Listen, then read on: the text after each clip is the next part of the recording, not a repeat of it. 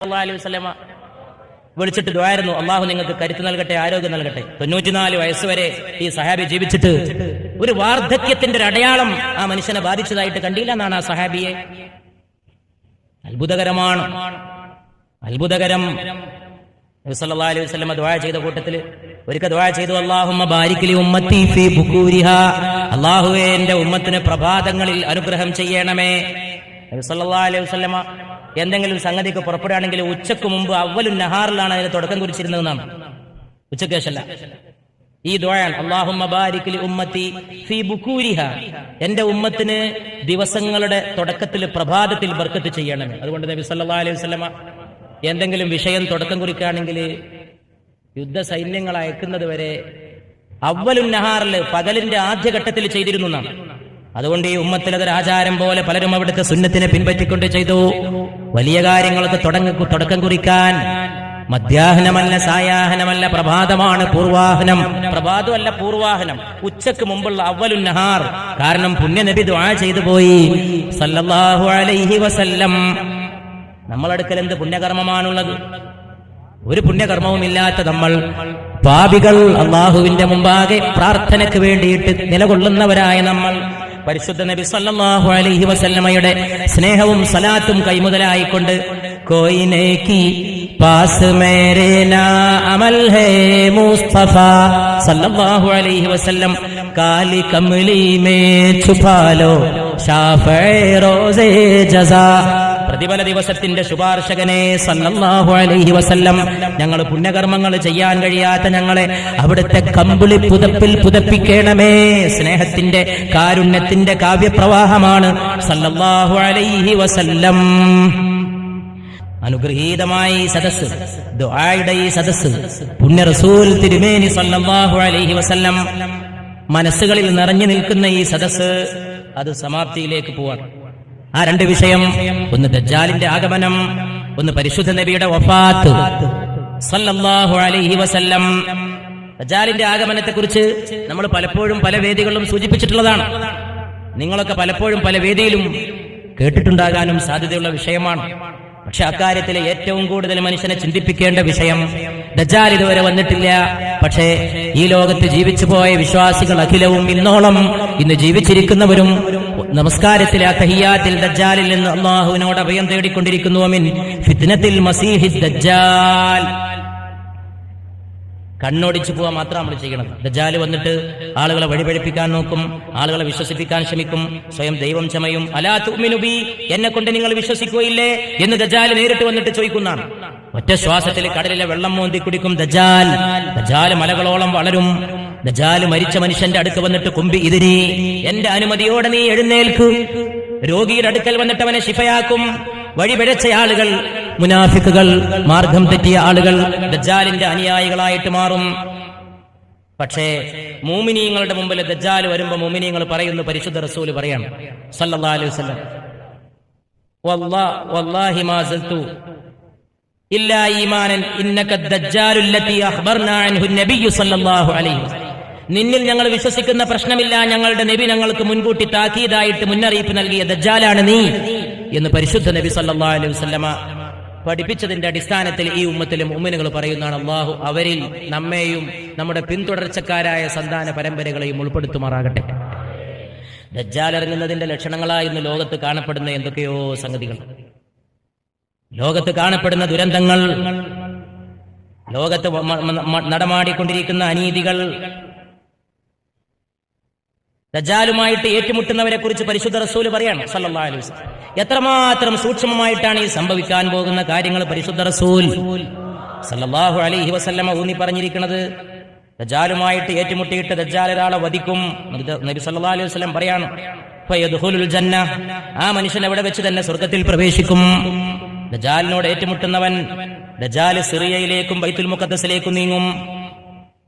ദജ്ജാൽ ലോകത്ത് മുഴുവൻ പരക്കും. രാജ്യമൊക്കെ പുണ്യ റസൂൽ സല്ലല്ലാഹു അലൈഹി വസല്ലം എത്രമാത്രം വ്യക്തമായിട്ടാണ് പറഞ്ഞു വെച്ചിരിക്കുന്നത്. കരയിലും കടലിലും ദജ്ജാൽ വ്യാപിച്ചു നിൽക്കും. അപ്പോഴാണ് മഹ്ദി വരുന്നത്. കോൺസ്റ്റാന്റിനോപ്പിൾ, റോം എന്നീ സ്ഥലങ്ങളിലൂടെ ഇമാം മഹ്ദിയുടെ പിന്നാലെ തക്ബീർ മുഴക്കിക്കൊണ്ട് വിശ്വാസികൾ അണിചേരും. പരിശുദ്ധ റസൂൽ സല്ലല്ലാഹു അലൈഹി വസല്ലം. നാളെ നടക്കാൻ പോകുന്ന കാര്യങ്ങളൊക്കെ ഇങ്ങനെ സൂക്ഷ്മമായിട്ട് പറയണമെങ്കിൽ ഈ ലോകത്ത് വലിയ ധൈര്യ ആവശ്യമാണ്. സത്യസന്ധമായിട്ട് കഴിഞ്ഞ ദിവസം നമ്മളിവിടെ ഇന്നലെ ഇവിടെ പറഞ്ഞു, നബി സല്ലല്ലാഹു അലൈഹി വസല്ലമ ഈത്തപ്പനയുടെ ഓല കൊണ്ട് കെട്ടിയ മസ്ജിദിലിരുന്നിട്ട് പറഞ്ഞു, എന്റെ മസ്ജിദിനെ നോക്കിക്കൊണ്ട് ഈ വെള്ളക്കൊട്ടാരം ആരുടേത് എന്ന് ദജ്ജാൽ ചോദിക്കും. മദീനയിലെ മസ്ജിദിനെ പറ്റി മാത്രം പ്രസംഗിക്കുകയാണെങ്കിൽ ഒരു രാത്രി പ്രസംഗിക്കാനുണ്ട്. അതിന്റെ സെറ്റപ്പ്, അതിന്റെ സിസ്റ്റം, അതിന്റെ AC വർക്ക് ചെയ്യുന്നത് എന്നല്ല നമ്മൾ പറഞ്ഞല്ലോ. 7 കിലോമീറ്റർ അപ്പുറത്താണ് മദീനയിലെ മസ്ജിദിന്റെ AC പ്ലാന്റ്. അവിടുന്ന് പൈപ്പിൽ എയർ കണ്ടീഷൻ കൊണ്ടുവരികയാണ്. ഉന്നതമായ എഞ്ചിനീയറിംഗിലാണ് അത് നിർമ്മിക്കപ്പെട്ടത്. അതിന്റെ മിനാരങ്ങൾ നിത്യനൂതനമാണ്. ചൂട് വരുമ്പോ സ്വയം വിരിയുന്ന കൊടണ്ട് മദീനയിലെ മസ്ജിദിൽ. പച്ച കുബയുടെ തൊട്ടടുത്തുള്ള സ്ഥലം ആകാശം തുറന്നു കിടക്കുന്ന സ്ഥലമാണ്. അവിടെ ഒരു കൊടയുള്ളൂ. ചൂട് വരുമ്പോ അവിടെ നിന്ന് നിസ്കരിക്കുന്നവർക്ക് തണലേകാൻ അത് ഓട്ടോമാറ്റിക്കായിട്ട് വിടരും. എന്തൊരു സംവിധാനമാണ് മദീനയിലെ മസ്ജിദിനകത്തുള്ള തൂണുകൾ, മനോഹരമായിട്ടുള്ള തൂണുകൾ. എത്ര മനോഹരമാണ് കുത്തിവെച്ചിട്ടുള്ള ഖുർആന്റെ സൂക്തങ്ങൾ, അള്ളാഹുവിന്റെ പേര്, പരിശുദ്ധ നബിയുടെ പേര് സല്ലല്ലാഹു അലൈഹി വസല്ലം. റൗളയുടെ തൊട്ടടുത്തുള്ള റിയാദുൽ ജന്ന, മിമ്പർ, മെഹ്റാബ്, അവിടുത്തെ സംവിധാനം എത്ര അത്ഭുതകരമാണ്.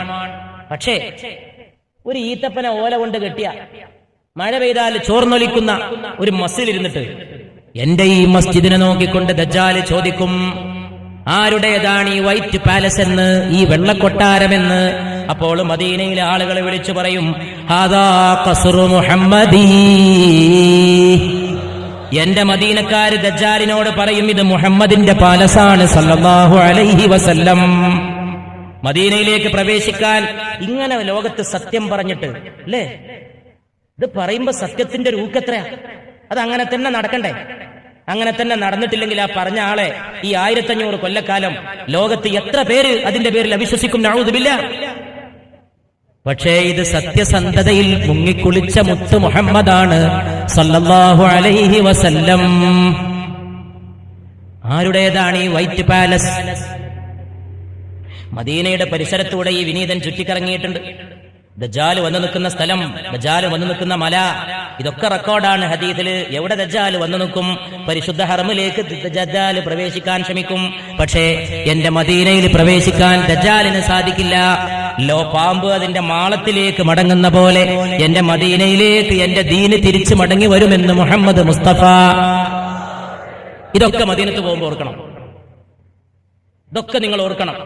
പോയി വരുമ്പോ ഹൃദയം കൊണ്ട് പോയിട്ട് വരണം. ഹൃദയം കൊണ്ട് പോയി വരുന്നവര് ആണ് യഥാർത്ഥ പോയി വരുന്നവര്. ശരീരം കൊണ്ട് പോയി വരാൻ ആർക്കാ സാധിക്കാത്തത്? പണമുള്ള ഏത് മുതലാളിക്കും പോയി വന്നൂടെ? പക്ഷേ കൽബ് കൊണ്ട് പോയി വരണം. ഉള്ളറിഞ്ഞിട്ട് നിൽക്കണം. ഉള്ളറിഞ്ഞിട്ട് കഅബയെ തവാഫ് ചെയ്യണം. കഅബക്ക് തവാഫ് ചെയ്യുന്നവർക്ക് പ്രതിഫലം, കഅബയുടെ അടുത്ത് നിസ്കരിക്കുന്നവർക്ക് വേറെ പ്രതിഫലം, കഅബ വെറുതെ കണ്ണുകൊണ്ട് നോക്കി നിൽക്കുന്നവർക്കും അല്ലാഹു പ്രതിഫലം ചെയ്യുമെന്ന് പരിശുദ്ധ മുഹമ്മദ് മുസ്തഫ. ഇതൊക്കെ അറിഞ്ഞിട്ട് കഅബയുടെ അടുത്ത് പോകുമ്പോ ആ പോക്കിന്റെ ചാരുതയത്ര ഉന്നതമാണ്, ആ പോയി വരവിന്റെ മനോഹാരിതയത്ര ഉന്നതമാണ്, അതിന്റെ പ്രതിഫലങ്ങൾ എത്ര ഉന്നതമാണ്. ഒരു മെഹറാജ്, അത് അങ്ങയുടെ കാൽപാദങ്ങളോളം സല്ലല്ലാഹു അലൈഹി വസല്ലം. ഞാനിതാ എന്റെ മെഹറാജിൽ എത്താവുന്നതിന്റെ അങ്ങേയറ്റത്തെത്തിയിരിക്കുന്നു. അത് അങ്ങയുടെ കാൽപ്പാടാണ് മുസ്തഫ സല്ലല്ലാഹു അലൈഹി വസല്ലം. അങ്ങയുടെ മെഹറാജ് ലൗഹും കലമും വരെയെങ്കിൽ എന്റെ ലൗഹും അങ്ങയുടെ പാദം, എന്റെ കലമും അങ്ങയുടെ പാദം മുസ്തഫ സല്ലല്ലാഹു അലൈഹി വസല്ലം. അറിഞ്ഞിട്ട് കൽബ് ഉരുകിയിട്ട് പോകണം. നിൽക്കേണ്ട പോലെ നിൽക്കണം, മൗനമായിട്ട് നിൽക്കണം, പറയേണ്ട പോലെ പറയണം, ചൊല്ലേണ്ട പോലെ ചൊല്ലണം, അള്ളാഹുവിനെ ഓർത്ത് വിതുമ്പണം, അള്ളാഹുവിനുള്ള പ്രാർത്ഥനകളാൽ നെഞ്ചുരുകണം. ആകാശങ്ങൾക്ക് മീതെ ഒരു തമ്പുരാൻ, ഉത്തരം ചെയ്യുന്ന ഒരു തമ്പുരാൻ, താഴെ അവന്റെ നിസ്സാരക്കാരനായ ദാസനായ ഒരടിമ. ഈ അടിമക്കും ഉടമക്കുമിടയിൽ വിഘ്നങ്ങളില്ല, ഈ അടിമക്കും ഉടമക്കുമിടയിൽ തടസ്സങ്ങളില്ല. തൗഹീദിന്റെ മാധുര്യമേ, നബിയുടെ സുഗന്ധമേ, സല്ലല്ലാഹു അലാ മുഹമ്മദ് സല്ലല്ലാഹു അലൈഹി വസല്ലം. അതുകൊണ്ട് മഹ്ദി മദീനയിലെത്തും. മഹ്ദി സിറിയക്കും ഇറാഖിനും ഇടയിലുള്ള സ്ഥലത്തൂടെ സഞ്ചരിക്കും. റസൂലുള്ള പറയാണ്, ഇതിങ്ങനൊക്കെ തന്നെ സംഭവിക്കണ്ടേ? അങ്ങനെ സംഭവിക്കില്ലെങ്കിൽ പറയാൻ ആർക്കായി ലോകത്ത് ധൈര്യം ഉണ്ടാവുക? സിറിയ എന്ന് പറഞ്ഞ രാജ്യം ലോകത്തുണ്ട്. അതങ്ങനെ സംഭവിച്ചില്ലെങ്കിൽ ലോകത്ത് നാളെ മനുഷ്യന്മാർ മനസ്സിലാക്കും. ഇറാഖ് ലോകത്തുണ്ട്. ഇന്ന് ഇറാഖിന്റെ ചരിത്രം എന്ന് എന്റെ സഹോദരന്മാര് മനസ്സിലാക്കുക. ഇന്ന് ഇറാഖിന്റെ സ്ഥിതി മനസ്സിലാക്കുക. കൂടുതൽ വിശദീകരിക്കാൻ സമയമില്ല. എന്നിട്ട് ഇമാം മഹ്ദി, ഇന്ന് സിറിയയുടെ സ്ഥിതി നിങ്ങൾ മനസ്സിലാക്കുക. ഇന്നത്തെ പൊളിറ്റിക്സിൽ സിറിയ എവിടെ നിൽക്കുന്നത്? ഞാനത് വിശദീകരിക്കുന്നില്ല. ഇന്നത്തെ സിറിയ നിൽക്കുന്നത് അള്ളാഹുവിന്റെ അനുഗ്രഹത്താൽ അടുത്ത കാലത്ത് ഒരു പാർലമെന്ററി സംഘത്തിൽ സിറിയയിൽ പോകാൻ ഈ വിനീതന അവസരം ഉണ്ടായിരുന്നു. സിറിയയിലും ജോർഡാനിലും ഈജിപ്തിലും ഈ 3 രാജ്യങ്ങളിൽ പോയത് അംബിയാ മുർസലീങ്ങളുടെ നാട്ടിലേക്ക് പോയ അനുഭവമാണ് എന്റെ മനസ്സിലുണ്ടാക്കിയത്. തൂര് സീനാ മല, അസ്ഹാബുൽ കഹ്ഫ് കടന്നുറങ്ങിയ ഗുഹ, അങ്ങനെ ചരിത്രം മുഴുവൻ കാണപ്പെട്ട സ്ഥലങ്ങൾ, 12 അരുവികൾ മൂസാ നബിയുടെ ജനതയ്ക്ക് ഒഴുകിയ സ്ഥലം. ബാറക്കല്ലാഹ്. ഒരു മലയുടെ മുകളിൽ മഗ്രിബിന്റെ നേരത്ത് ഇങ്ങനെ പോയി ഇന്നപ്പോ മരിക്കണവരെ മറക്കൂല. അവിടെയാണ് ബൈത്തുൽ മുഖദ്ദസ് എന്റെ കൂടെയുള്ള സഹോദരന്മാര് കാണിച്ചു തന്നു. അപ്പോ ലൈറ്റ് ഇങ്ങനെ കത്തുകയാണ് ബൈത്തുൽ മുഖദ്ദസിൽ. മഗ്രിബിന്റെ ബാങ്ക് മുഴങ്ങാൻ പോണ സമയമാണ്. ഈ മലന്റെ അപ്പുറത്ത് നോക്കിയാൽ താവെ ചാവുകടൽ, ലൂത്ത് നബി അലൈഹിസ്സലാമിന്റെ ജനതയെ അള്ളാഹു മുക്കിക്കൊന്ന സ്ഥലം. അതിന്റെ തൊട്ടപ്പുറത്ത് ബൈത്തുൽ മുഖദ്ദസിന് മഗ്രിബിന് ശേഷം വെളിച്ചം തിളങ്ങുകയാണ്. അതൊരു മലക്ക് ഇപ്പുറത്ത് നിന്നിട്ട് കാണുകയാണ്. ബാറക്കല്ലാഹ്. അള്ളാഹുവിന്റെ അനുഗ്രഹങ്ങൾ ആലോചിച്ചു നോക്കൂ. ആ സിറിയ ഇന്ന് നിൽക്കുന്ന എവിടെയാ? സിറിയ എന്ന് ഓരോ ദിവസവും പത്രത്തിൽ വാർത്തയാണ്. എന്തിന്റെ പേരിൽ? ലോക വൻശക്തിയുടെ ഏകധ്രുവാധിപത്യത്തെ അല്പമെങ്കിലും ധൈര്യത്തോടുകൂടി അതിനെതിരെ പ്രതികരിക്കാൻ തയ്യാറാകുന്ന കുറച്ച് രാജ്യങ്ങളിൽ ഒരു രാജ്യം. അതുകൊണ്ട് സിറിയയിലൂടെ ഇറാഖിലൂടെ ഇമാം മഹ്ദി സഞ്ചരിക്കും. ജൂതന്മാർ നേരിടാൻ വരും. എവിടെയാണ് ഈസാ നബി ഇറങ്ങാൻ പോണത് എന്ന് പരിശുദ്ധ റസൂല് പറയാണ് സല്ലല്ലാഹു അലൈഹി വസല്ലം. ആലോചിച്ചു നോക്കണം. ഞെട്ടിത്തരിക്കേണ്ടതാണ്. ഈസാ നബി അലൈഹിസ്സലാം ദജ്ജാലുമായിട്ട് ഏറ്റുമുട്ടാൻ ഈസാ നബി അലൈഹിസ്സലാം ഈ ലോകത്താഗതനാകും. ഈസാ നബി 2 മലക്കിന്റെ ചിറകിൽ ഡമാസ്കസിലെ സിറിയയുടെ തലസ്ഥാനമായ ഡമാസ്കസിലെ മസ്ജിദിന്റെ കിഴക്ക് ഭാഗത്തുള്ള വെള്ളമിനാരത്തിന്മേൽ ഇറങ്ങുമെന്ന് പരിശുദ്ധ മുഹമ്മദ് മുസ്തഫ. അള്ളാന്റെ റസൂലിനെ ശരിക്കും മനസ്സിലാക്കിയാൽ ഈ ലോകത്ത് മരിക്കുന്ന ഒരാൾക്ക് സല്ലല്ലാഹു അലൈഹി വസല്ലം, ഒരാൾക്ക് പിന്നെ ഈ ലോകത്ത് സത്യത്തെ മുറുകെ പിടിക്കാൻ വേറെ ഒരു ആലംബ ആവശ്യമുണ്ടോ? എത്ര കൃത്യമായിട്ടാണ്, എത്ര കൃത്യമായിട്ടാണ്. 1500 കൊല്ലം മുമ്പ് ഡമാസ്കസിലെ വെള്ളമിനാരത്തില്, മസ്ജിദിന്റെ മിനാരത്തില് ഈസാ നബി ഇറങ്ങുന്ന റസൂലുള്ളാഹി സ്വല്ലല്ലാഹു അലൈഹി വസല്ലമ പറയുമ്പോ ഡമാസ്കസിൽ മസ്ജിദുമില്ല, ഡമാസ്കസിൽ ദീനൊട്ട് എത്തിയിട്ടില്ല. സിറിയയില് ബൈസന്റൈൻ സാമ്രാജ്യത്തിന്റെയും റോമൻ സാമ്രാജ്യത്തിന്റെയും ഏറ്റുമുട്ടലാണ്. ഷാം എന്നാണ് സിറിയയുടെ പേര് അന്നും ഇന്നും അറബിയിൽ. അങ്ങനെയാണ്. എന്നാൽ പിന്നീട് അവിടെ ദീനെത്തി. ഡമാസ്കസിൽ ഒരു കൂറ്റൻ മസ്ജിദ് ഉയർന്നു. അതിനൊരു മിനാരുണ്ട്. കിഴക്ക് ഭാഗത്ത് തന്നെ മിനാരുണ്ട്. അള്ളാഹുവിന്റെ അനുഗ്രഹത്താൽ ഈ വിനീതന മസ്ജിദിന്റെ മിനാരത്തിലൂടെ, അതിന്റെ പരിസരത്തൂടെ, അതിന്റെ മെഹ്റാബിലൂടെ, അതിന്റെ മിമ്പറിലൂടെ പുണ്യ റസൂൽ ഈസാ നബി ഇറങ്ങുന്നു പറഞ്ഞ മിനാരം, ആ മിനാരത്തിന്റെ അടുത്ത് ആലോചന നിമഗ്നനായി നിന്നത് ഈ മദീനയിലേക്കുള്ള പാതയുടെ സമയത്ത് ഓർത്തു പോവുകയാണ്. സിറിയയുടെ തലസ്ഥാനമായ ഡമാസ്കസ് പട്ടണത്തിലെ വലിയ ജുമുഅ മസ്ജിദിന്റെ കിഴക്ക് ഭാഗത്തുള്ള വെള്ള മിനാരത്തിൽ 2 മലക്കുകളുടെ ചിറകിന്മേൽ മസീഹ് അലൈഹിസ്സലാത്തു വസ്സലാം, ഈസാ മസീഹുല്ലാഹ് ഇറങ്ങി വരുമെന്ന് പരിശുദ്ധ മുഹമ്മദ് മുസ്തഫ. സഹാബത്ത് ചോദിച്ചു, കൈഫ നഅരിഫുഹു, ഈ ഈസ ഇറങ്ങി വരുമ്പോ ഇത് നബിയാണ് ഈസയാണെന്ന് ഞങ്ങൾ എങ്ങനെ മനസ്സിലാക്കുക? ഞങ്ങൾ എന്ന് പറഞ്ഞാൽ നമുക്ക് വേണ്ടിയാണ് ചോദിക്കുന്നത്. ഖിയാമത്ത് നാൾ വരെയുള്ള മുഅ്മിനീങ്ങൾക്ക് വേണ്ടി അന്നത്തെ സഹാബത്ത് ചോദിക്കണം, ഞങ്ങൾക്ക് എങ്ങനെ അറിയാം ഇത് ഈസാ നബിയാണ്? അലൈഹിസ്സലാം. നബി സല്ലല്ലാഹു അലൈഹി വസല്ലം പറഞ്ഞു, അലൈഹിസ്സലാമൽ അംബിയാ ഇദാ റഅയ്തുമു അരിഫ്തുമു, അംബിയാക്കളുടെ അടയാളം ഈസയുടെ കൂടെ ഉണ്ടാവും, കണ്ടാൽ തന്നെ ഞങ്ങൾ തിരിച്ചറിയും എന്ന് പരിശുദ്ധ റസൂൽ സല്ലല്ലാഹു അലൈഹി വസല്ലം. കണ്ടാൽ തന്നെ തിരിച്ചറിയെങ്കിൽ പിന്നെ അടയാളത്തിന്റെ ആവശ്യമില്ലല്ലോ. ഇദാ റഅയ്തുമു അരിഫ്തുമു, കാണേണ്ട സന്ദർഭത്തിൽ നിങ്ങൾക്ക് ആളെ മനസ്സിലാകുമെന്ന് പരിശുദ്ധ റസൂൽ. എന്തായിരിക്കില്ലേ ലോകത്തിന്റെ സ്ഥിതി?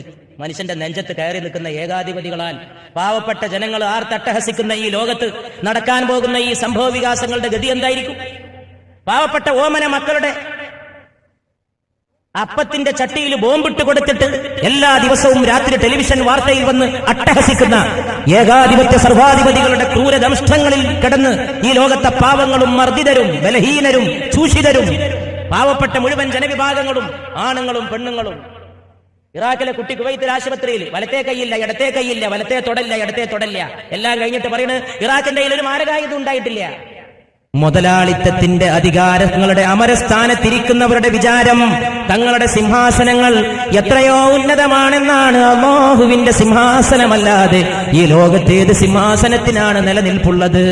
ഈ പാഠം നിങ്ങൾ പഠിച്ചോ? പാവം മനുഷ്യരെ മാനം കെടുത്തുന്നവരാരോ അവരൊക്കെ മാനം കെടേണ്ടവരാണ്. ഇന്നല്ലെങ്കിൽ നാളെ അപമാനത്തിലേക്ക്, അവർ അധപ്പതനത്തിലേക്ക് കൂപ്പുകുത്തേണ്ടവരാണ്. മാനം മര്യാദക്ക് ജീവിക്കുന്ന രാജ്യങ്ങളെ ചെന്ന് തകർക്കുകയും ആ രാജ്യങ്ങളുടെ ഭരണാധികാരിയെ മാനം കെടുത്തുകയും അവിടുത്തെ പാവപ്പെട്ടവന്റെ നെഞ്ചത്ത് കയറി അവന്റെ മുഖത്ത് തുപ്പുകയും ചെയ്യുന്ന ഏകാധിപതി ഇന്നല്ലെങ്കിൽ നാളെ പാഠം പഠിക്കേണ്ടതാണ്. അത് ഫിർഔന്റെ പാഠമാണ്, അത് ഖാറൂന്റെ പാഠമാണ്, അത് ഹാമാനെ കണ്ട, നമ്രൂദിനെ കണ്ട, ഫിർഔനെ കണ്ട, അബൂജഹലിനെ, ഉത്ബത്തിനെ, ശൈബത്തിനെ, എത്രയെത്ര അധികാരികൾ, എത്രയെത്ര ഉന്നതന്മാരെന്ന് അവകാശപ്പെട്ടവർ എല്ലാവരും നിലകൊണ്ട ഈ ഭൂമി ഒരേകാധിപതിക്ക് വേണ്ടിയും ആകാശം പിന്നെ കരഞ്ഞിട്ടില്ല. പക്ഷേ പഠിക്കേണ്ട പാഠം എല്ലാവർക്കും പഠിക്കാനൊരവസരമാണ്. സദ്ദാമിനോട് ചെയ്തതൊരു മനുഷ്യനോടും ചെയ്യാൻ പാടില്ലാത്ത കടുത്ത മഹാപാതകം. പക്ഷേ നിസ്സഹായനായിട്ടൊരു മനുഷ്യൻ ഇരിക്കുന്ന രംഗം ഒന്ന് ആലോചിച്ചു നോക്കൂ. സ്വന്തം അണ്ണാക്കിൽ ഇഞ്ചക്ഷൻ കയറ്റിയിട്ട് രക്തമെടുത്തിട്ട് നീ തന്നെയോ സദ്ദാം എന്ന് ഞങ്ങളൊന്ന് പരിശോധിക്കട്ടെ എന്ന് പറയുന്ന അവസ്ഥ താൻ ഭരിച്ച നാട്ടിൽ തനിക്കുണ്ടായത്. എത്ര പെട്ടെന്നാണ് രാവ് പകലാകുന്നത്, എത്ര പെട്ടെന്നാണ് പകല് രാവാകുന്നത്. അല്ലാഹുവിന്റെ ആധിപത്യമാണ്. അങ്ങനെ ഈ ലോകത്ത് മർദ്ദിതരും പാവപ്പെട്ടവരും കഷ്ടപ്പെടുമ്പോൾ മർദ്ദിതർക്ക് നീതി കൊടുക്കുന്ന ഒരു തമ്പുരാൻ. ഇന്നല്ലെങ്കിൽ നാളെ ഒരു നീതി ഈ ലോകത്ത് നിർവഹിക്കപ്പെടും. അതിൽ യാതൊരുവിധ സംശയത്തിനും അവകാശമില്ല. ഏകാധിപത്യങ്ങൾ തകരും, ഏകധ്രുവാധിപത്യങ്ങളും തകരും, ഏകധ്രുവാധിപത്യത്തിന്റെ സാമ്രാജ്യത്വങ്ങളും തകരും. ഒരു സാമ്രാജ്യത്വത്തിനും ഈ ലോകത്ത് നിലനിൽപ്പില്ല. ഏറ്റവും വലിയ ആഭ്യന്തര സംഘർഷത്തിലേക്ക് പോവുക ഈ അധിനിവേശം നടത്തിയ ആളുകളാണ്. അവരുടെ സംഘർഷത്തിന്റെ ദിനങ്ങളാണ്. എന്തുകൊണ്ടെന്നാൽ അവർ മാനം മര്യാദക്ക് ജീവിക്കുന്നവന്റെ നെഞ്ചത്ത് ചവിട്ടിയവരാണ്. മനുഷ്യനെ അപമാനിച്ചവരൊന്നും ഈ ലോകത്ത് വിജയം കണ്ടിട്ടില്ല. എന്തുകൊണ്ടെന്നാൽ മനുഷ്യനെ അല്ലാഹു ബഹുമാനിച്ചതാണ്. ലഖദ് കറംനാ ബനീ ആദം, മനുഷ്യ സന്തതികളെ നാം ബഹുമാനിച്ചിരിക്കുന്നു. അതുകൊണ്ട് പഠിക്കേണ്ട പാഠം പഠിക്കാൻ കിട്ടുന്ന ഒരവസരവും നഷ്ടപ്പെടുത്തരുത്. അധികാരികൾ, അധിപതികൾ, ആ അധികാരികൾ ആയുധമുണ്ടാക്കുന്നു, ആയുധം കച്ചവടം ചെയ്യുന്നു, പാവപ്പെട്ടവരുടെ രക്തം ഊറ്റിയിട്ട് അതുകൊണ്ട് ആയുധം ഉണ്ടാക്കുന്നു. ഉണ്ടാക്കിയ ആയുധം ആ പാവപ്പെട്ടവരുടെ നെഞ്ചത്ത് തന്നെ പോയിട്ട് പ്രയോഗിക്കുകയും ചെയ്യുന്നു. അങ്ങനെയുള്ള ഒരു ലോകത്ത് സിറിയയുടെ തലസ്ഥാനമായ ഡമാസ്കസിലെ മസ്ജിദിന്റെ കിഴക്കേ ഭാഗത്തെ വെള്ളമിനാരത്തിൽ 2 മലക്കുകളുടെ ചിറകിന്മേൽ ലോകാവസാനത്തിന്റെ അടയാളമായി മസീഹുല്ലാഹി ഈസ ഇറങ്ങി വരുമെന്ന് പരിശുദ്ധ മുഹമ്മദ് മുസ്തഫ സല്ലല്ലാഹു അലൈഹി വസല്ലം. എന്നിട്ട് ബൈത്തുൽ മുഖദ്ദസിലേക്ക് ഈസ നീങ്ങുമെന്ന്. ഇന്ന് ലോകത്തിന്റെ മുഴുവൻ ശ്രദ്ധാകേന്ദ്രവും ബൈത്തുൽ മുഖദ്ദസാണ്, അല്ലേ? അവിടെ മുഴുവൻ വെടിയൊച്ചയാണ്, അവിടെ മുഴുവൻ അശാന്തിയാണ്. ഓമന മക്കളുടെ മൃതദേഹങ്ങൾ വീട്ടിലേക്ക് കൊണ്ടുവരികയാണ്.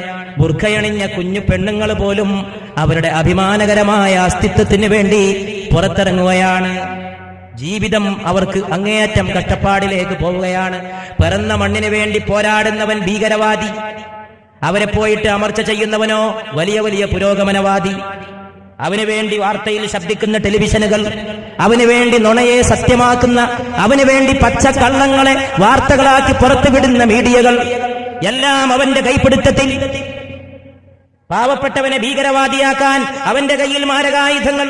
മീഡിയ ഏറ്റവും വലിയ ആയുധം. അവൻ പടച്ചുവിടുന്ന അസത്യങ്ങൾ ലോകത്ത് മുഴുവൻ ആളുകൾ കണ്ട് വിശ്വസിക്കേണ്ടി വരുന്ന സാഹചര്യങ്ങൾ. അതുകൊണ്ട് ബൈത്തുൽ മുഖദ്ദസിലേക്ക് തന്നെ ഈസാ നബി അലൈഹിസ്സലാം കടന്നു ചെല്ലും. അവിടെ നിസ്കാരത്തിന് ആളുകൾ അണിചേരുമ്പോ, ഈസാ നബിയും കൂട്ടത്തിൽ ഉണ്ടാകുമ്പോ മഹ്ദിയും അവിടെ എത്തിച്ചേരും.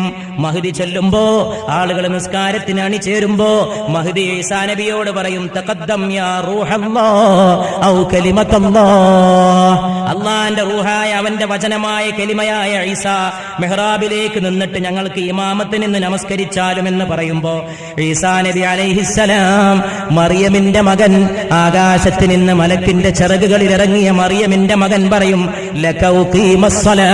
ഇമാം മഹ്ദി, അങ്ങേക്ക് വേണ്ടിയാണ് ഈ നമസ്കാരവും ഇഖാമത്തും. അങ്ങനെ എന്റെ ഉമ്മത്തീങ്ങളിൽപ്പെട്ട മഹ്ദിയുടെ പിന്നാലെ അള്ളാന്റെ പ്രവാചകനായ ഈസ നമസ്കരിക്കുമെന്ന് മുഹമ്മദ് മുസ്തഫ സല്ലല്ലാഹു അലൈഹി വസല്ലം. അവിടെയും മുഹമ്മദീയ മഹത്വമാണ്. സല്ലല്ലാഹു അലൈഹി വസല്ലം മഹ്ദിയുടെ മഹത്വമല്ല, മഹ്ദിയുടെ നായകന്റെ മഹത്വമാണ്. സല്ലല്ലാഹു അലൈഹി വസല്ലം. ഒരു റസൂല് മറ്റൊരു റസൂലിന്റെ ഉമ്മത്തിയെ പിൻപറ്റുന്ന മഹാത്ഭുതം ബൈത്തുൽ മുഖദ്ദസിലെ മസ്ജിദുൽ അഖ്സയിൽ ഇന്നല്ലെങ്കിൽ നാളെ സംഭവിക്കാൻ പോകുന്ന മഹാത്ഭുതമാണ്. അങ്ങനെ ഈസാ നബി അലൈഹിസ്സലാം ആ മസ്ജിദിൽ പ്രവേശിക്കുകയും അതിന്റെ വാതിലുകൾ ഒന്നൊന്നായിട്ട് തുറന്നിടുകയും ചെയ്യും. ഇഫ്തഹുൽ ബാബ്, സകല വാതിലുകളും തുറന്നിടൂ. ദജ്ജാൽ അങ്ങോട്ടും പ്രയാണം ചെയ്യും.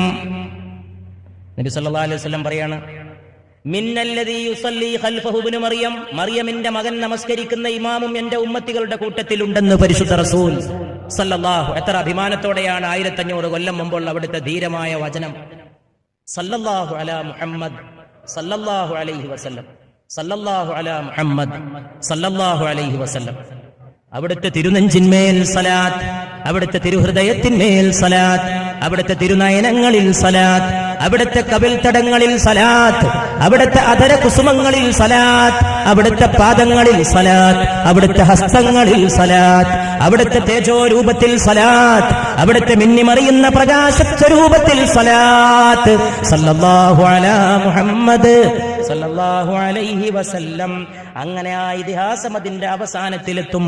ഈസാ നബി അലൈഹിസ്സലാം ദജ്ജാലിനെ വധിക്കും. വധിച്ചു കഴിഞ്ഞാലോ സകല മരത്തിന്റെയും പിന്നിൽ ജൂതന്മാർ പോയി ഒളിച്ചു നിൽക്കും.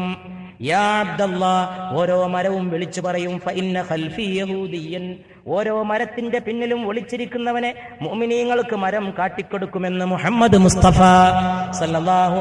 ഒറ്റ മരം ഒഴികെ ഒറ്റ മരം അത് വിളിച്ചു പറയൂല, അത് ഗർഖദ് മരമാണെന്ന് പരിശുദ്ധ റസൂൽ സല്ലല്ലാഹു അലൈഹി വസല്ലം. എന്തുകൊണ്ടെന്നാൽ നബി സല്ലല്ലാഹു അലൈഹി വസല്ലം പറയാണ്, ആ മരം എന്തുകൊണ്ടാ? ഇല്ലാ ഷജർ ഗർഖദ, ഗർഖദ് എന്ന മരം മാത്രം അതിന്റെ പിന്നിൽ ഒളിച്ചിരിക്കുന്ന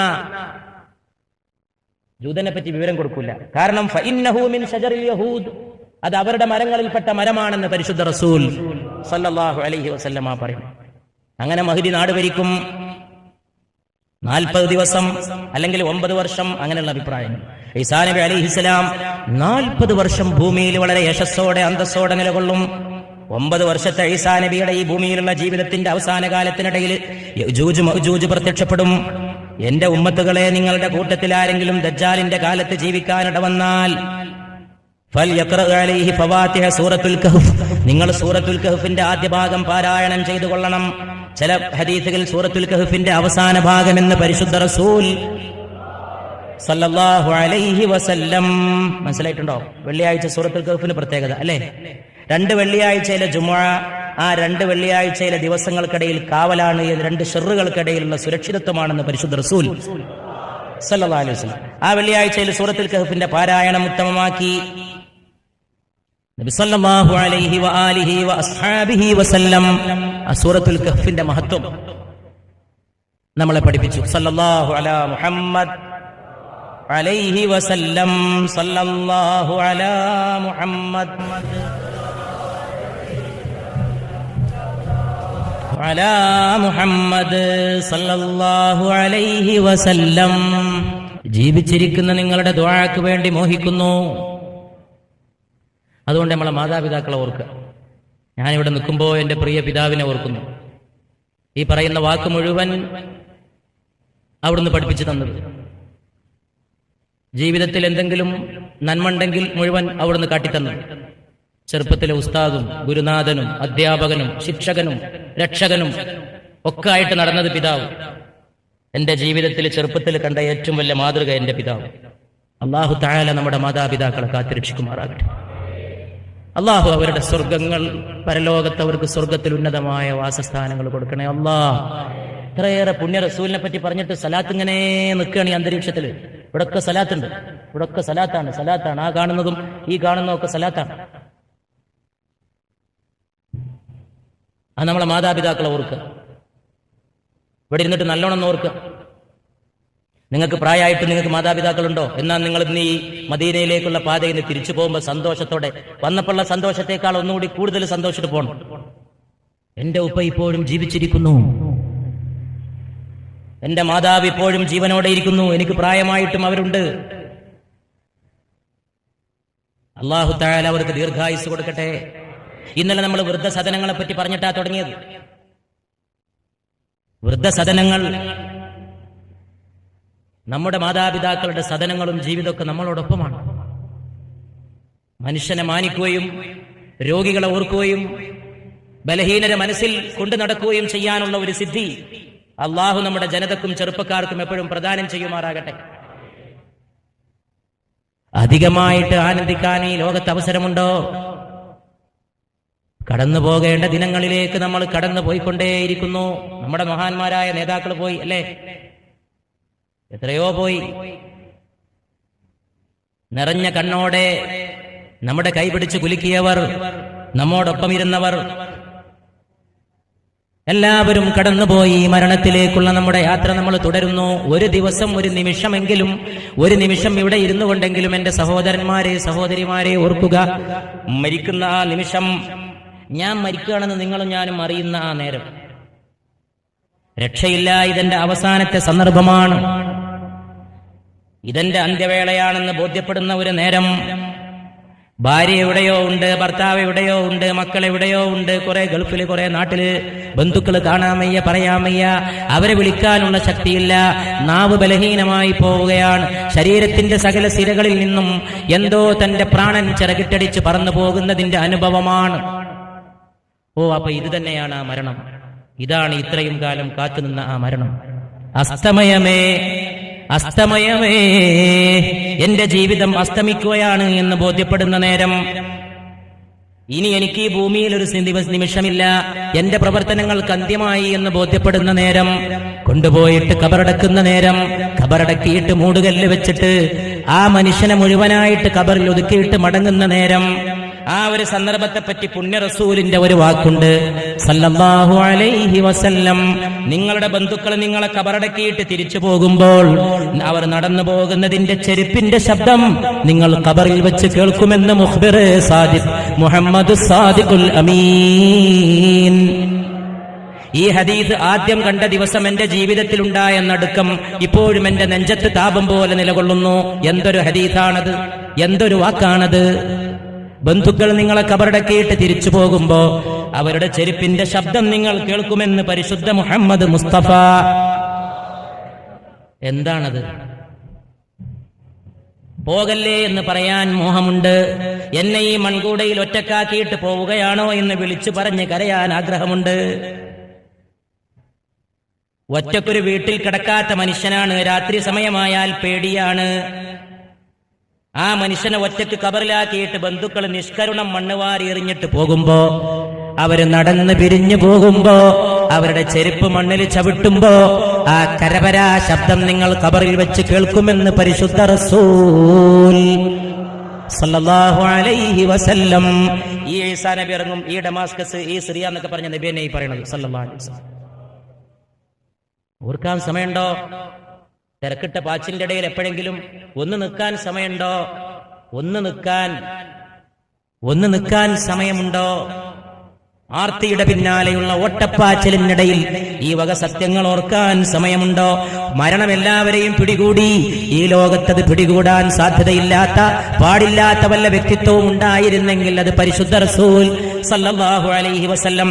അവിടുന്ന് ആയിഷ റളിയല്ലാഹു അൻഹുവിന്റെ വീട്ടിൽ കഴിയുമ്പോൾ അവിടുന്ന് ആയിഷയോട് പറയുകയാണ്, അള്ളാഹുവിനെ ഭയപ്പെട്ട ഒരു മനുഷ്യൻ നിങ്ങൾക്ക് വസിയ്യത്ത് ചെയ്യുകയാണ്. ഞാൻ നിങ്ങൾക്ക് നദീറും മുബീനാണ്, വ്യക്തമായ താക്കീതുകാരനാണ്. എന്റെ താക്കീതും എന്റെ മുന്നറിയിപ്പും നിങ്ങൾ സ്വീകരിക്കണം. അഹങ്കരിക്കരുതേ, അഹങ്കരിക്കരുതേ എന്ന് വഫാത്തിന് മുമ്പ് അവിടുന്ന് വസിയ്യത്ത് ചെയ്യുകയാണ്. ഇന്ന് ചിലരുടെ അഹങ്കാരം കൊണ്ട് ഭൂമി പിളരുകയാണ്. ഭരണാധികാരികളുടെ അഹങ്കാരം കൊണ്ട് പാവപ്പെട്ട ഓമന മക്കൾ ഉറക്കത്തിൽ ഞെട്ടി ഉണരുകയാണ്. അഹങ്കാരമാണ് പ്രശ്നം. ഒരു ഭരണാധികാരിയുടെ അഹങ്കാരത്തിന് ഒരു രാഷ്ട്രം മുഴുവൻ വില കൊടുക്കേണ്ടി വരുന്ന കരാള കാലഘട്ടമാണ്. അതുകൊണ്ട് ഈ വാക്ക് ഗൗരവത്തോടെ എടുക്കണം. ആയിഷയുടെ വീട്ടിൽ കിടന്നുകൊണ്ട് അഹങ്കരിക്കരുതേ, ഭൂമിയിൽ മെല്ലെ നടക്കണേ, വിനയത്തോടെ നടക്കുന്നവർക്കാണ് നാളെ സ്വർഗം. ഭൂമിയിൽ കുഴപ്പം വിതക്കരുതേ, ഭൂമിയിൽ അഹങ്കരിച്ച് കുഴപ്പം വിതക്കുന്നവർക്കാണ് നാളെ നരകമെന്ന് ഞാൻ നിങ്ങൾക്ക് താക്കീത് ചെയ്യുന്നുവെന്ന് പരിശുദ്ധ റസൂൽ. അഹങ്കരിക്കാതെ എല്ലാവരും നടന്നാൽ ഇവിടെ സമുദായ സൗഹാർദ്ദം മൈത്രിയൊക്കെ തന്നാലുണ്ടാവും. എല്ലാവരും മനുഷ്യരാ, എല്ലാവരും സ്നേഹിക്കുക, ആർക്കും ആരുടെ മേലും ഒന്നുമില്ല. അഹങ്കരിച്ചിട്ടൊരു കാര്യമില്ല, അഹങ്കരിക്കാനുള്ള ഒരു വലുപ്പത്തരവും ഇല്ല. എത്ര വലുതായാലും എത്ര വലുതാവുക? രാജ്യത്തിന്റെ ഭരണാധികാരിയായി ഇരുന്ന ആളാണ് 6 മാസം കഴിയുമ്പോൾ മുഖം കണ്ടാൽ അറിയാതെ തിരിച്ചു വരുന്നത്. ഒരാൾക്കും അഹങ്കരിക്കാനും വകുപ്പില്ല. ഇന്നൽ ആഖിബത ലിൽ മുത്തഖീൻ. നബി സല്ലല്ലാഹു അലൈഹി വസല്ലമ ഇങ്ങനെ പറഞ്ഞപ്പോ സഹാബത്ത് ചോദിക്കാൻ തുടങ്ങി, അങ്ങയെ കുളിപ്പിക്കേണ്ടത് എങ്ങനെയാണ്, അങ്ങയെ കഫൻ ചെയ്യേണ്ടത് എങ്ങനെയാണ്? അല്ലാഹു തആല ഞാൻ വഴി നിങ്ങൾക്ക് അനുഗ്രഹങ്ങൾ നൽകി എന്ന് പരിശുദ്ധ റസൂൽ അവരോട് തിരിച്ചു പറയുകയാണ് സല്ലല്ലാഹു അലൈഹി വസല്ലം, എന്നെ നിങ്ങൾ കുളിപ്പിച്ച ശേഷം എന്റെ ശരീരം കൊണ്ടുപോയിട്ട് ഖബറിന്റെ ഒരു അരികത്ത് വെക്കണം, എന്നിട്ട് അല്പസമയം മാറിക്കൊടുക്കണമെന്ന് പരിശുദ്ധ റസൂൽ. എന്തിനെന്നാൽ എന്റെ ദേഹത്തിന് ആദ്യം നമസ്കരിക്കുന്നത് ജിബ്രീലാണ്, പിന്നെ നമസ്കരിക്കുന്നത് ഇസ്രാഫീലാണ്, പിന്നെ നമസ്കരിക്കുന്നത് മറ്റു മലായികത്താണ്. നിങ്ങൾ അവരെ കാണൂലെങ്കിലും അവര് നിങ്ങളെ കാണും. അതുകൊണ്ട് നിങ്ങൾ ഖബറിന്റെ ഒരു വശത്ത് എന്റെ ദേഹം വെച്ച് അല്പസമയത്തേക്ക് മാറിക്കൊടുക്കണേ. മദീനത്ത് മറഞ്ഞ വസന്തമേ മുസ്തഫ സല്ലല്ലാഹു അലൈഹി വസല്ലം. ഈ മരണമാണ് 63 കൊല്ലമാണ്. വെറും 63 കൂട്ടാണെങ്കിൽ നമ്മളൊക്കെ അതിന്റെ ഒരു നല്ല ഭാഗം ജീവിച്ചു കഴിഞ്ഞില്ലേ? അല്ലാമ ഇഖ്ബാൽ ദുആ ചെയ്യുമായിരുന്നു, റസൂലുള്ളാഹിന്റെ പ്രായത്തിൽ മരിപ്പിക്കണം. 63-ാമത്തെ വയസ്സിൽ മരിച്ചു. എന്റെ പിതാവ് ഡയറിയിൽ വരെ എഴുതി വെച്ചിട്ടുണ്ട് അറബിയിൽ, റസൂലുള്ളാഹിന്റെ പ്രായത്തിലേറെ ജീവിക്കാൻ ഒരാഗ്രഹമില്ല. ഹിജ്റ കണക്കിൽ 63-ാമത്തെ വയസ്സിൽ മരിച്ചു. ഹിജ്റന്റെ വർഷം കണക്ക് കൂട്ടുമ്പോൾ കൃത്യം 63.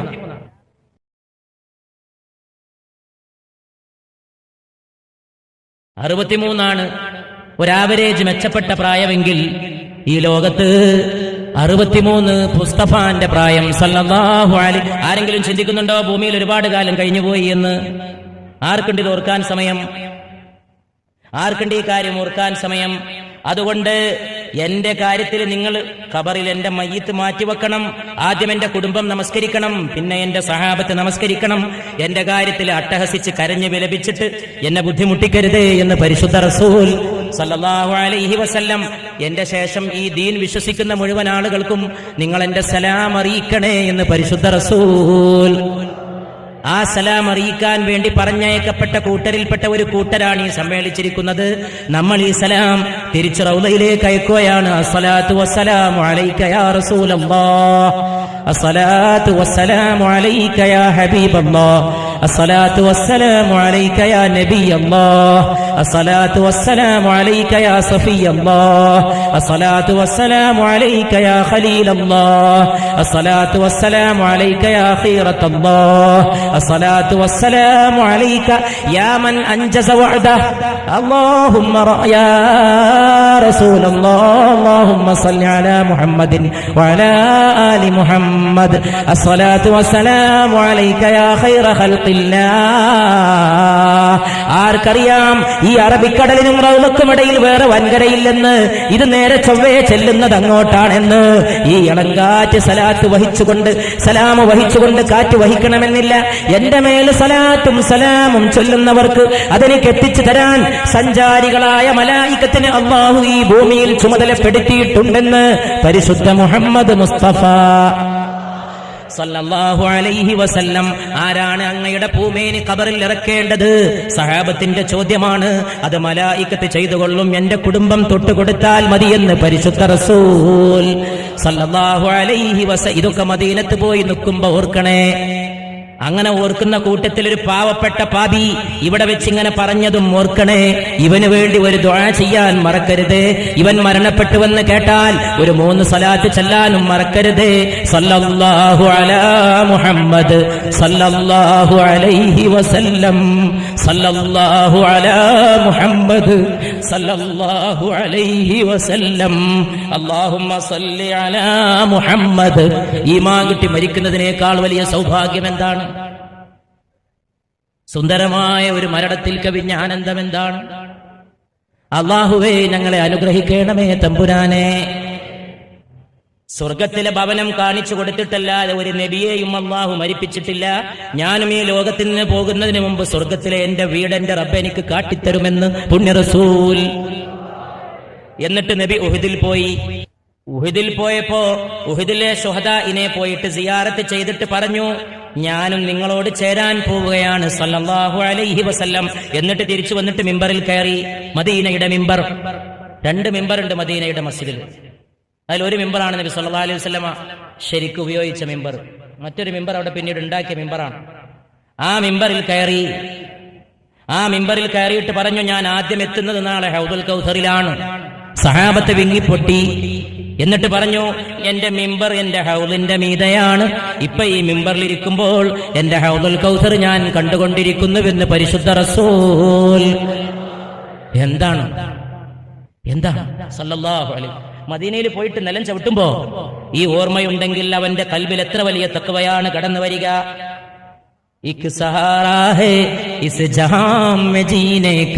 ഈ ലോകത്ത് ജീവിക്കാനുള്ള ഒരു ആലംബം ഇവനുണ്ടെങ്കിൽ ബാത്ത് കർ മദീനെ കാ സിക്ർ കർ മദീനെ കാ, മദീനയെ പറ്റി പറഞ്ഞുകൊണ്ടേയിരിക്കുക, മദീനയെ പറ്റി ഓർത്തുകൊണ്ടേയിരിക്കുക.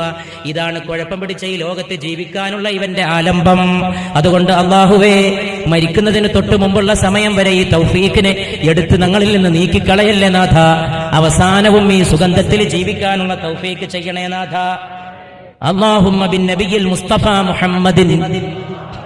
നബി സല്ലല്ലാഹു അലൈഹി വസല്ലം ഹജ്ജത്തുൽ വദാഇലെ ഖുതുബയ്ക്ക് ശേഷം 81 ദിവസമാണ് ജീവിച്ചത്. ഇദാ ജാ നസ്റുല്ലാഹി എന്ന സൂറത്ത് ഇറങ്ങിയിട്ട് 50 ദിവസമാണ് ജീവിച്ചത്. ഇതൊക്കെ ഒടുക്കത്തെ ആയത്താണ്. അവസാനത്തെ ആയത്ത് തൗബയിലെ 128, 129 ആയത്താണെന്നാണ് പ്രമുഖമായിട്ടുള്ള അഭിപ്രായം. അതിനുശേഷം 35 ദിവസം. ആ ആയത്താകട്ടെ അർത്ഥവത്തായ ആയത്താണ്. ലഖദ് ജാഅകും റസൂലും മിൻ അൻഫുസികും, അല്ലാഹു പറയാണ്, നിങ്ങൾക്കൊരു റസൂല് വന്നിരിക്കുന്നു.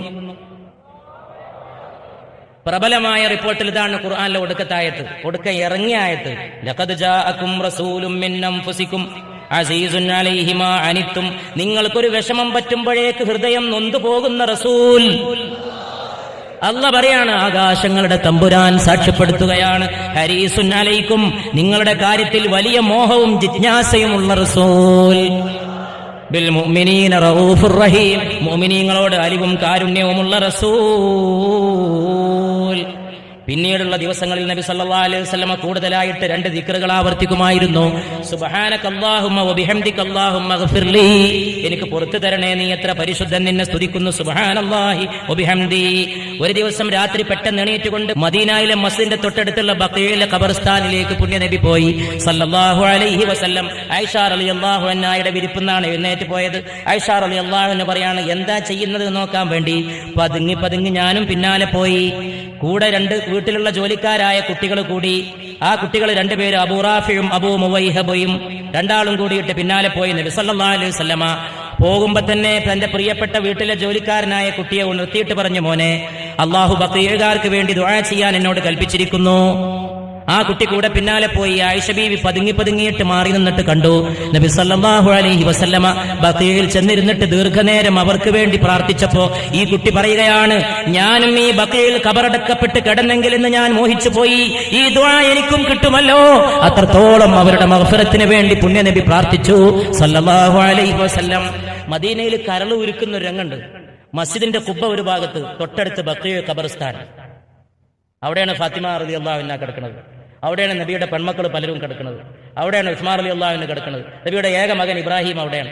ഈ പച്ച കുബ്ബയും മസ്ജിദിന്റെ ഈ ഒരു പരിസരവും ബഖീ ഖബർസ്ഥാനും കൂടി ചേർന്ന് കിടക്കുന്ന രംഗം ഈ ലോകത്ത് കരളുള്ളവന്റെ കരൾ ഉരുക്കിക്കളയാൻ പര്യാപ്തമാണ്. മസ്ജിദിൽ നിന്ന് ഇറങ്ങിയിട്ട് ബഖീയിലേക്ക് നബി നടന്നു പോണ രംഗം അവിടെ ചെന്ന് നിൽക്കുമ്പോ ഓർത്തുപോകും സല്ലല്ലാഹു അലൈഹി വസല്ലം. ബഖീകാരോട് നബി പറയാണ്, ബഖീയിലെ ഖബർസ്ഥാനിൽ ചെന്നിട്ട് നിങ്ങൾ നേരത്തെ പോയത് കൊണ്ട് ദുഃഖിക്കണ്ട. നിങ്ങൾ പോയത് കൊണ്ട് പല ഫിത്നകളിലും നിങ്ങൾ പെടാതെ പോയി. നിങ്ങൾ പോയ ശേഷമുണ്ടായ ഫിത്നകൾ നിങ്ങൾ ജീവിച്ചിരുന്നതിനേക്കാൾ മോശമാണ്. അതുകൊണ്ട് അല്ലാഹു നിങ്ങൾക്ക് ഖൈർ ചെയ്തിരിക്കുന്നുവെന്ന് പരിശുദ്ധ റസൂൽ. പോരുമ്പോ ഈ കുട്ടിയോട് റസൂലുള്ള പറയാണ് സല്ലല്ലാഹു അലൈഹി വസല്ലം, അല്ലാഹു എന്നോട് പറഞ്ഞിരിക്കുന്നടാ മോനെ, സ്വർഗത്തിന്റെ താക്കോലുകളും ഭൂമിയിലെ ഖജനാവുകളുടെ താക്കോലുകളും ഭൂമിയിൽ എന്നെന്നും പാർക്കാനുള്ള അധികാരവും ഏത് വേണമെന്ന് എന്നോട് ചോദിച്ചിരിക്കുന്നു. ഈ ചെറുപ്പക്കാരൻ കുട്ടി വളരെ പെട്ടെന്ന് പറഞ്ഞു പോയി, രണ്ടും ചോദിച്ചെടുത്തുകൊള്ളൂ റസൂലേ. ഭൂമിയിൽ എന്നും നിങ്ങൾ പാർക്കുകയും വേണം, സ്വർഗത്തിന്റെ താക്കോലും വേണം. നിങ്ങളെ എന്നും ഞങ്ങൾക്ക് കാണണം. അള്ളാന്റെ റസൂല് പറഞ്ഞു, ഇല്ല, ഞാൻ എന്റെ റബ്ബിന്റെ മുലാഖാത്തിനെ, എന്റെ റബ്ബിനെ കണ്ടുമുട്ടാൻ തീർച്ചപ്പെടുത്തിയിരിക്കുന്നുവെന്ന് പരിശുദ്ധ റസൂൽ സല്ലല്ലാഹു അലൈഹി വസല്ലം. വീട്ടിൽ റസൂലുള്ള തിരിച്ചെത്തി. അബൂബക്കർ സിദ്ദീഖ് കാണാൻ വന്നു. സനഹ് എന്ന സ്ഥലത്ത് അബൂബക്കർ സിദ്ദീഖ് റളിയല്ലാഹു തആല അൻഹു പാർക്കുകയാണ്.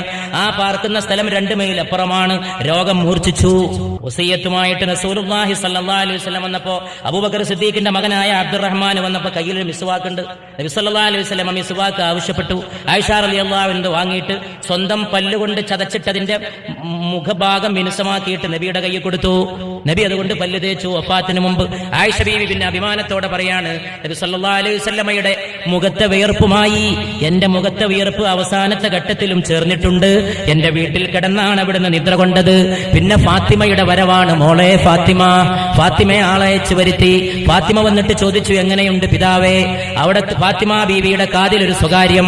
അതോടെ ഫാത്തിമയുടെ കണ്ണുകൾ നിറഞ്ഞു കവിഞ്ഞൊഴുകി. അടുത്ത കാതിൽ വേറെ ഒരു സ്വകാര്യം. അതുകൊണ്ട് ഫാത്തിമ പൊട്ടിച്ചിരിച്ചു. ആയിഷ റളിയല്ലാഹു തആല അൻഹ പലപ്പോഴും ചോദിച്ചു, എന്തായിരുന്നു മോളെ അത്? എന്താണ് ഫാത്തിമ? ഒരു സ്വകാര്യത്തിൽ കരച്ചിലും മറ്റൊരു സ്വകാര്യത്തിൽ ആനന്ദവും. വഫാത്തിന് ശേഷം മാസങ്ങൾ കഴിഞ്ഞിട്ടാണ് ഫാത്തിമ റളിയല്ലാഹു അൻഹ പറയുന്നത്, ആദ്യത്തെ കാതിൽ എന്നോട് അല്ലാഹുവിന്റെ റസൂൽ പറഞ്ഞു സല്ലല്ലാഹു അലൈഹി, മോളെ അല്ലാഹു എന്നെ തിരിച്ചു വിളിക്കുകയാണ്, ഞാൻ ഈ ലോകം വിട്ടു പോവുകയാണ്. അത് കേട്ട് ഞാൻ കരഞ്ഞപ്പോ എന്റെ കാതിൽ പറഞ്ഞു, സ്വർഗത്തിലെ നാരികൾക്ക് നായികയാകുന്നത് നിനക്ക് ഇഷ്ടമല്ലടി ഫാത്തിമ. അത് കേട്ടപാടെ ഞാൻ പുഞ്ചിരി തൂകി എന്ന് ഫാത്തിമത്തു സഹ്റ ബത്തൂൽ. ഇന്നത്തെ പെണ്ണുങ്ങൾ മറന്ന ഫാത്തിമ. കഴിഞ്ഞ കൊല്ലത്തെ പ്രഭാഷണത്തിന്റെ വിഷയം അതാണ് ഫാത്തിമ. ആ വിഷയത്തിന്റെ പേര് പോലും എനിക്കിഷ്ടമാണ്.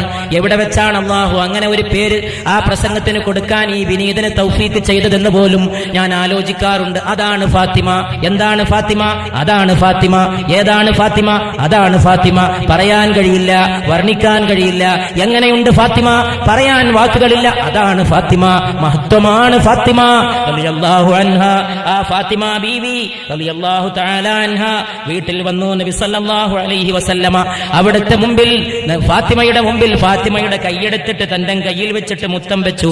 ഇന്നലിൽ മൗത്തി സക്കറാത്ത്, മരണത്തിന് വേദനയുണ്ട് മോളെ എന്ന് പറയുമ്പോ ഫാത്തിമ റളിയല്ലാഹു അൻഹ ചോദിക്കുന്നു, ഇന്നത്തെ ദിവസത്തിന് ശേഷം നിന്റെ പിതാവിനൊരു വേദനയുമില്ല? ഫലാ വറബ്ബി വറബ്ബി താഹ അബീകി ലാ യതീബുൽ മദ്ഹു ഇല്ലാ ഫീകി.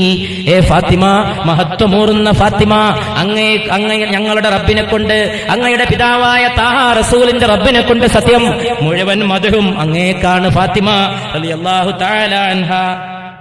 അവസാനം വീട്ടിലെ ബാക്കിയുള്ള 7-8 ദീനാറ് നബി സല്ലല്ലാഹു അലൈഹി വസല്ലം ആയിഷ റളിയല്ലാഹു അൻഹയോട് ചോദിക്കുന്നു, വല്ലതും ബാക്കിയുണ്ടോ? 7-8 ദീനാറുണ്ട്, അതും ദാനം ചെയ്യാൻ നബി സല്ലല്ലാഹു അലൈഹി വസല്ലമ കൽപ്പിക്കുന്നു. എന്നിട്ട് ചോദിക്കുന്നു, കയ്യിൽ എന്തെങ്കിലും ബാക്കി വെച്ചിട്ട്, കയ്യിൽ പണമുള്ളവനായിട്ട് മുഹമ്മദ് അല്ലാഹുവിനെ കാണണമെന്നാണോ നിങ്ങൾ ആഗ്രഹിക്കുന്നത്?